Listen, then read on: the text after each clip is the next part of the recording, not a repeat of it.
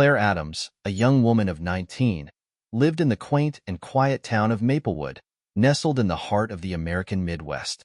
Life in Maplewood was simple and unhurried, a far cry from the bustling cities she often dreamed about. Claire's world was a small one, confined mostly to the modest house she shared with her father, John Adams. John worked as a gardener at the sprawling mansion of Arthur Whitmore, a wealthy and reclusive man of 78. Each morning, Claire would drive her father to the Whitmore estate, a ritual she found both monotonous and fascinating. The mansion itself was a sight to behold, grand, imposing, and filled with a history that seemed almost tangible. Claire often wondered what life was like inside those walls, far removed from her own mundane existence. She was an ambitious soul, her mind constantly swirling with dreams of a better life. The confines of Maplewood felt too tight, too limited for someone with her aspirations. She longed for a taste of luxury, for a chance to rise above her current station. Her father's employer, Arthur Whitmore, represented everything she desired: wealth, power, and the freedom that came with it. One particularly sunny morning, as Claire dropped her father off, she caught a glimpse of Arthur Whitmore himself. He stood on the grand porch, a figure of elegance and solitude, gazing thoughtfully into the distance. Claire's curiosity was piqued. What kind of life did Arthur lead behind those majestic doors? Was he truly happy, surrounded by his opulence? As she drove away, Claire couldn't help but think about the nature of true wealth. She remembered the warmth and laughter of her father's stories about the gardens, the way his eyes lit up when he talked about the blooming flowers. Despite their modest means, John seemed to possess a richness that money couldn't buy, a richness found in relationships and sincere connections. Claire's thoughts wandered back to Arthur. He appeared so lonely despite his grand fortune. Perhaps, she mused, the true treasure lay not in material wealth, but in the bonds we forge with others. Yet, Claire's ambition remained strong. She wanted to change her life, to escape the limitations of her current situation. But at what cost? The idea simmered in her mind. Not all that glitters is gold. True wealth lies in genuine relationships. This thought began to shape her perspective, even as she plotted her next steps. Claire was determined to find her way into Arthur Whitmore's world, convinced that proximity to his wealth could be her ticket to a better life. But the lesson of true wealth was one she would soon confront, in ways she had yet to imagine. Claire's life in Maplewood revolved around a delicate balance of duty and dreams. Her days were filled with chores and obligations, but her mind constantly wandered to the possibilities that lay beyond her small town. When she wasn't helping her father with household tasks, she was reading books about faraway places and glamorous lives, imagining herself in those pages. The Whitmore mansion was a stark contrast to the simplicity of Claire's home. It was a grand estate with sprawling gardens, manicured lawns, and an air of timeless elegance. Every detail, from the marble columns to the ornate fountains, spoke of a life steeped in luxury. As she walked through the gates each day, Claire felt as though she were stepping into a different world. Arthur Whitmore, despite his wealth, lived a life of isolation. His wife had passed away years ago, and his children, scattered across the country, rarely visited. The mansion, though magnificent, echoed with a certain emptiness. Arthur spent most of his days in the grand library or wandering the gardens, seeking solace in solitude. Claire's father, John, was well respected and trusted by Arthur. He had worked for the Whitmore family for decades, tending to the gardens with a dedication and passion that Arthur admired. John's love for the flora was evident in every blooming flower and neatly trimmed hedge. He often spoke of the estate's beauty with a fondness that Claire found both touching and perplexing. On weekends, when Claire accompanied her father, she would explore the mansion grounds, fascinated by its grandeur. She would often see Arthur from a distance, a solitary figure lost in his thoughts. It was during these moments that she felt a strange connection to him, despite the vast difference in their lives. Arthur's wealth was undeniable, but so was his loneliness. One afternoon, while wandering near the rose garden, Claire saw Arthur struggling to prune a particularly stubborn bush.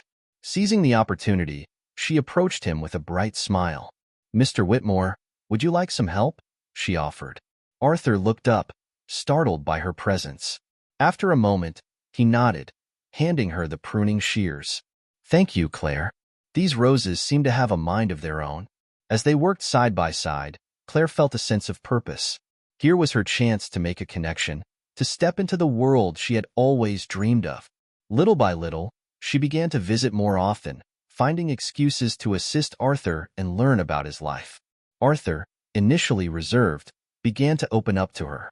He spoke of his late wife, his children, and the many memories the mansion held. Claire listened intently, her curiosity growing with each passing day.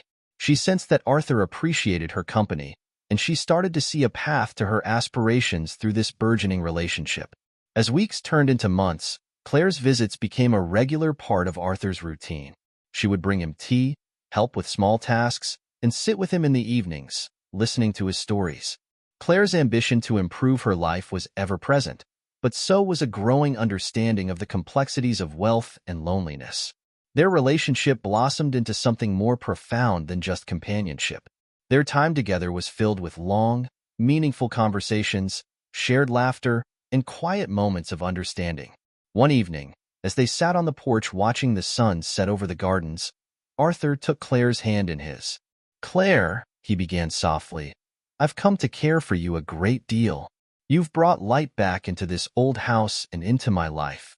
Claire felt a warmth spread through her chest. "I care for you too, Arthur. You've become very important to me." Arthur smiled, a rare look of contentment on his face. "I'd like to take our relationship further, Claire. I want us to be together, not just as friends, but as partners." Claire's heart pounded with a mix of excitement and nervousness. This was the moment she had been working towards, but it felt more real, more complex than she had anticipated. "I'd like that too, Arthur." Their relationship quickly deepened. Claire moved into the mansion, taking on more responsibilities and becoming an integral part of Arthur's life.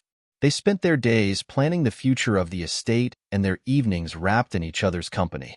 The mansion, once a symbol of solitude, now buzzed with a newfound energy. But as their relationship grew, so did the complexity of Claire's feelings. She genuinely cared for Arthur, but her ambition remained a powerful force. She knew she needed to secure her place in his life permanently, and the thought of his wealth was never far from her mind. One evening, as they relaxed in the grand library, Arthur broached a serious topic. "Claire, I've been thinking about the future.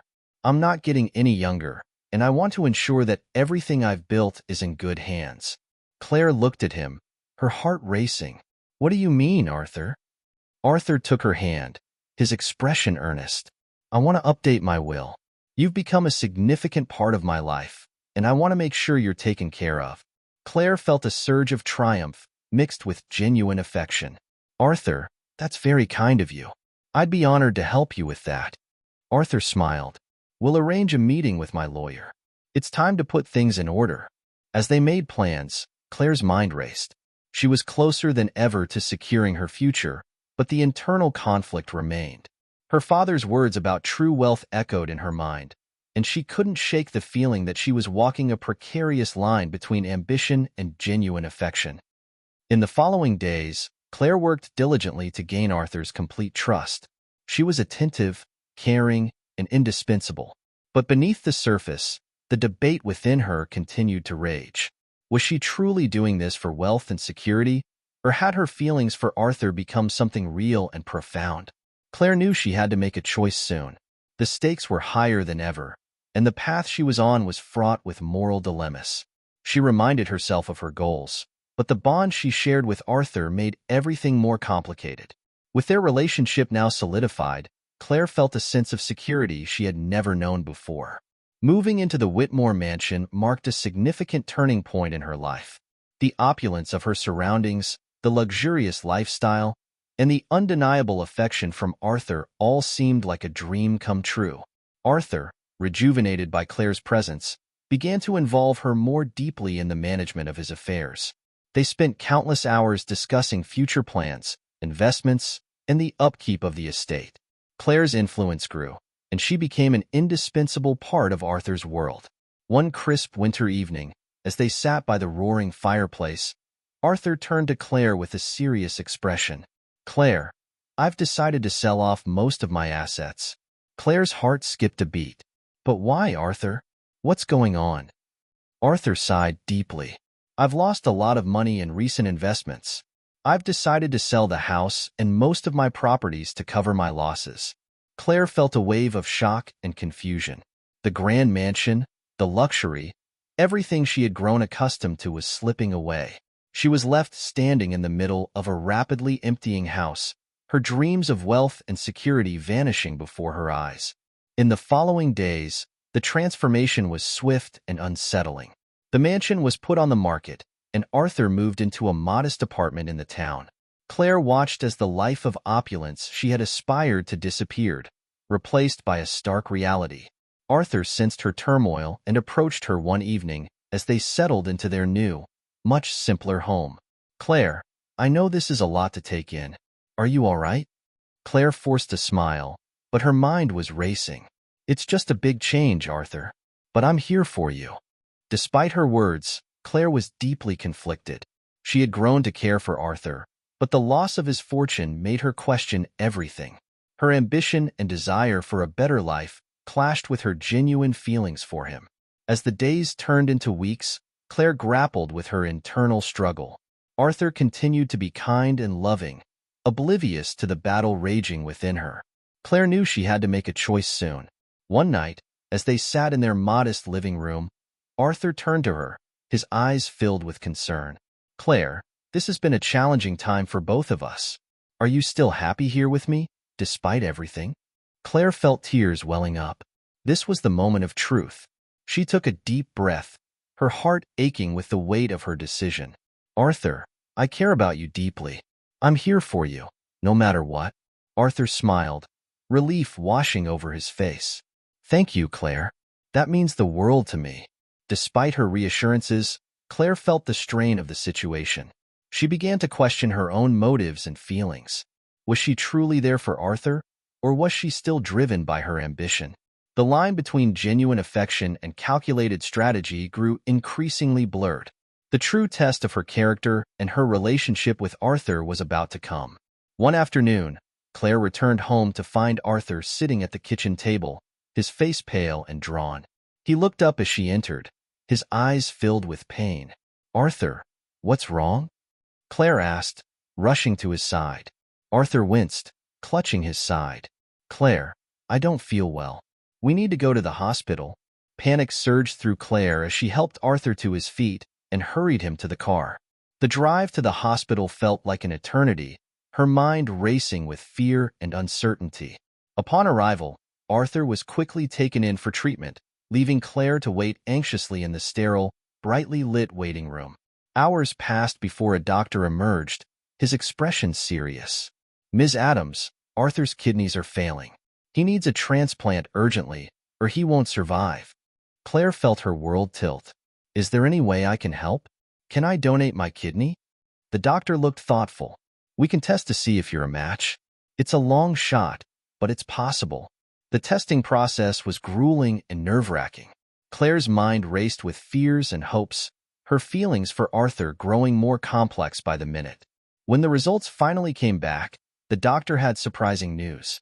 Claire, you're a match. You can donate your kidney to Arthur. Relief and anxiety washed over her in equal measure. Let's do it. I want to help him. The preparations for the surgery began quickly. Claire was filled with a mixture of fear and determination. She wanted to save Arthur, to prove to herself and everyone else that her feelings for him were genuine. The surgery was long and taxing. When Claire woke up in her hospital bed, she was exhausted but relieved to be alive. She immediately asked about Arthur. He's recovering, the nurse said. He's very grateful for what you've done. Claire managed a weak smile, tears of relief filling her eyes. She asked to see him, and they wheeled her to his room. Arthur looked frail but managed to smile when he saw her. Claire, he whispered, his voice weak but filled with emotion. Thank you. You saved my life. Claire took his hand, her eyes misting over. I couldn't let you go, Arthur. You're too important to me. Arthur squeezed her hand gently. I don't know how to repay you. You don't have to, Claire said softly. Just get better. However, Just a few hours after the surgery, Arthur's condition took a turn for the worse. He developed complications, and the medical team rushed to stabilize him. Claire, still recovering herself, watched in horror as the doctors worked frantically. Despite their best efforts, Arthur's condition continued to deteriorate. The doctors fought hard, but in the early hours of the morning, Arthur passed away, leaving Claire devastated. The loss hit her like a tidal wave. Arthur had become such an integral part of her life, and now he was gone. The room felt unbearably empty without his presence. Claire was left grappling with a profound sense of loss and confusion. She had saved his life only to lose him so soon after. As she sat alone in the hospital room, Claire's mind raced with a mix of grief and reflection. Her journey had been one of ambition, discovery, and complex emotions. She had found love in the most unexpected place and had given up part of herself for that love. Now, faced with the aftermath of Arthur's death, Claire knew that her path forward would be difficult. She had to find a way to honor his memory and reconcile the conflicting parts of her own heart. The days following Arthur's death were a blur of grief and numbness for Claire. The modest apartment they had shared felt emptier than ever, filled with echoes of memories and unfulfilled plans. Claire found herself struggling to cope with the loss, her emotions swinging wildly between sadness and a profound sense of aimlessness. The funeral was a small, somber affair. Arthur's children attended, their faces marked with grief and a touch of resentment. Claire could feel their eyes on her, judging and questioning her place in Arthur's life. Despite the tension, she remained stoic, determined to honor Arthur's memory with dignity. After the funeral, the family gathered in the lawyer's office for the reading of Arthur's will. Claire felt a knot of anxiety tighten in her stomach. She had no idea what to expect, and the atmosphere was thick with anticipation and suspicion. The lawyer, a stern man with glasses perched on the end of his nose, began to read the document in a measured tone. As the details of Arthur's estate were laid out, it became clear that he had made significant changes in the last few months of his life. "To my children, I leave a portion of my remaining assets, sufficient to ensure their continued well-being," the lawyer read. There were nods of acceptance, though the tension remained palpable. "And to Claire Adams," the lawyer continued, "I leave the remaining portion of my estate, along with a letter explaining my decision." Gasps and murmurs filled the room. Arthur's children exchanged looks of disbelief and anger. Claire, stunned, felt a wave of emotion crash over her. The lawyer handed her the letter, and with trembling hands, she opened it. The letter, written in Arthur's elegant handwriting, was simple yet profound. "Dear Claire, you came into my life at a time when I had lost hope in the joy and companionship that once filled my days. Your presence brought light back into my world, and for that, I am eternally grateful. You showed me kindness, love, and a sincerity that went beyond material wealth. I leave you this portion of my estate not as a reward, but as a testament to the impact you had on my life. Use it to pursue your dreams, to find happiness, and to remember the love we shared. My only request is that you remain true to yourself and the values you hold dear. Thank you for everything, Claire. You gave me a second chance at life, even if it was brief. With all my love, Arthur." Tears streamed down Claire's face as she read the letter. The room was silent, the weight of Arthur's words hanging heavy in the air. The anger and suspicion from his children were palpable, but Claire felt a sense of peace wash over her. Arthur had seen her for who she truly was, and his gift was a testament to that understanding. The days that followed were filled with difficult decisions. Claire decided to sell the remaining assets and use the proceeds to create a foundation in Arthur's name. The foundation would support the gardens he loved so much and fund scholarships for aspiring horticulturists. It was her way of honoring his memory and ensuring that his legacy lived on. As she navigated this new chapter of her life, Claire found herself reflecting on the lessons she had learned.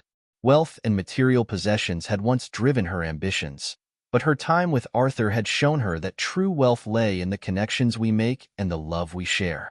Claire moved back to Maplewood, using a portion of the inheritance to buy a small house with a beautiful garden. She took over her father's gardening business, infusing it with new energy and passion. The foundation flourished, and she found fulfillment in helping others achieve their dreams. Arthur's memory remained a guiding light in her life, a reminder of the power of love and the importance of staying true to oneself. Claire's journey had been one of growth, transformation, and unexpected love. She had faced her own ambitions and emerged with a deeper understanding of what truly mattered. And so, Claire Adams continued her journey, carrying Arthur's legacy in her heart and building a life filled with purpose, love, and genuine happiness.